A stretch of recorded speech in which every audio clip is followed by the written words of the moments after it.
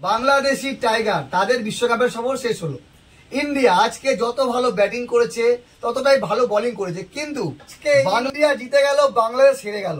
বাংলাদেশকে হারিয়ে ইন্ডিয়া চলে গেল সেমিফাইনালে। প্রায় আর একটা মাত্র ম্যাচ, আফগানিস্তান যদি হেরে যায় তাহলে ইন্ডিয়া সেমিফাইনালে চলে যাবে। বিষয় আসেন বাংলাদেশের ব্যাটিং আজকে খারাপ করেছে, বাংলাদেশ বোলিং আজকে খারাপ করেছে।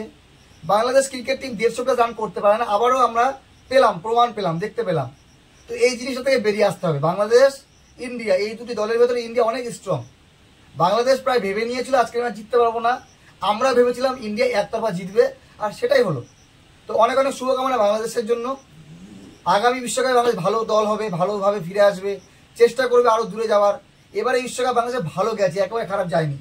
আপনারাও আমাদের জন্য শুভকামনা করবেন, আমাদের জন্য প্রার্থনা করবেন, আমরা যেন এবারে বিশ্বকাপে চ্যাম্পিয়ন হতে পারি, সেমিফাইনাল অবধি যেতে পারি। যাই হোক, বাংলাদেশ আর একটু ভালো খেললে ভালো হতো। তারা যদি গ্রুপ 2-তে থাকতো তাহলে হয়তো ভালো হতো। সেখানে ওয়েস্ট ইন্ডিজ, সেখানে আমেরিকার মতো দল থাকলে সেখানে বাংলাদেশের জেতার সুযোগ থাকতো। কিন্তু যেহেতু অস্ট্রেলিয়া, ইন্ডিয়া, সেখানে বাংলাদেশের চান্স প্রথম থেকে ছিল না। ভালো থাকবেন সবাই। বাংলাদেশি টাইগার তাদের বিশ্বকাপের সফর শেষ হলো।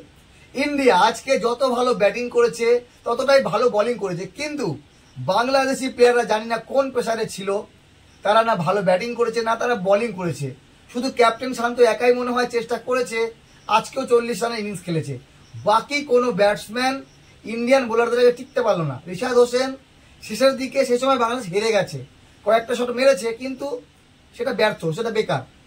তো বাংলাদেশ ভেবেছিল হয়তো এবার সেমিফাইনালে যাবে, কিন্তু বাংলাদেশ গ্রুপ 1-এ গিয়ে তারা হয়তো প্রবলেম করেছে। অস্ট্রেলিয়া, ইন্ডিয়ার মতো দলের কাছে বাংলাদেশ জেতা প্রায় অসম্ভব, আর সেটাই হলো। বাংলাদেশ যদি মনে করেন গ্রুপ 2-তে যেত, সেখানে আমেরিকা থাকতো বা দক্ষিণ আফ্রিকা থাকতো, তাহলে হারানোর চেষ্টা করতো বা বাংলাদেশ জিততে পারতো। যাই হোক, আগামী বিশ্বকাপে বাংলাদেশ ভালো করবে, এর থেকে ভালো স্ট্রং দল নিয়ে আসবে, যেখানে যেখানে ভুল সেগুলো শুধরাবে। কিন্তু আমি মনে করি বাংলাদেশ বোলিং যতটা ভালো করে সেই রকম তারা ব্যাটিং করতে পারে না, যেটা আমার মনে হয়। বাংলাদেশ যখন দেখে ইন্ডিয়া 150+ করেছে তখনই ভেবে নিয়েছে যে আমরা জিততে পারবো না, কারণ 150+ রান করা আমাদের পক্ষে সম্ভব না। বাংলাদেশকে যেমনই পিচ দেন, ফ্ল্যাট পিচ দেন, বোলিং পিচ দেন, যে কোনো পিচ দেন, বাংলাদেশ 150-160 রান করতে পারে না। এখান থেকে বাংলাদেশকে বেরিয়ে আসতে হবে। ভালো থাকবেন সবাই।